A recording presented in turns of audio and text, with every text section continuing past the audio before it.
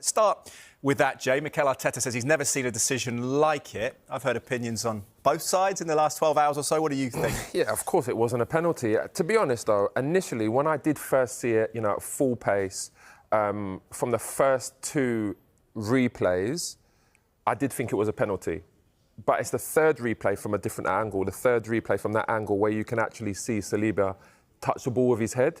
And when he touched the ball with his head, it's not a penalty. He's gone down like he's been hit in the face with a bat, but ultimately Saliba's got the ball.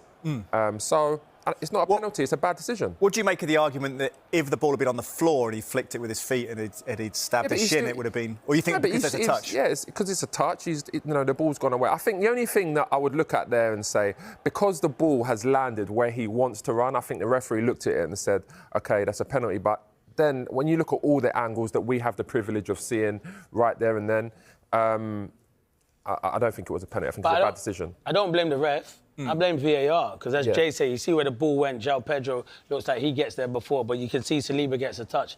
Well, what are you doing up there? Because you've seen it. I'll be honest with you, that's the first time I've seen it, because I was driving home back listening to it on the radio, so it's the first time I've seen it. And I can see it from looking at it 3 times, it's that Saliba gets the ball. First of all, when you show from a different angle, where the referee would have had it, I'd have said penalty. But after I've watched it 2 or 3 times, it's not a penalty. Well, in that instance, should they just, we could say that they sometimes jump it in and take too long a time. Do you think they should have taken more time? They should take time. Sometimes we think they're too quick and they take too long, but that is crucial to Arsenal. Arsenal are going for the Premier League title. Them drop points could be crucial to Arsenal come the end of the season. So take your time and see all the angles. If we've seen it this quick, like this, how can they not see it? But that's what we're talking about, like you said. With VAR, it's like sometimes they take ages for an offside decision that I'm like, that's offside. Exactly. And then you see events like this one where you're saying, that's something you should take your time on and look at. And obviously, I think they got that one wrong there.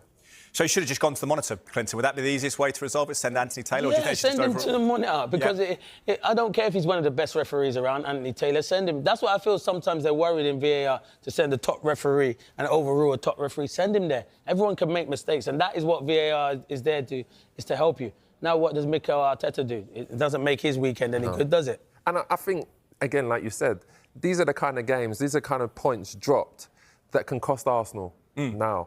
Don't get me wrong. I think when you look at the whole game towards the end, Arsenal were holding on. Yeah, they were. Yeah. Brighton played really well in the second half, so let's give them credit. He made some great substitutions that came on and affected the game. Yeah. But ultimately, it's that penalty that stopped Arsenal getting the result. And, that's unfortunate.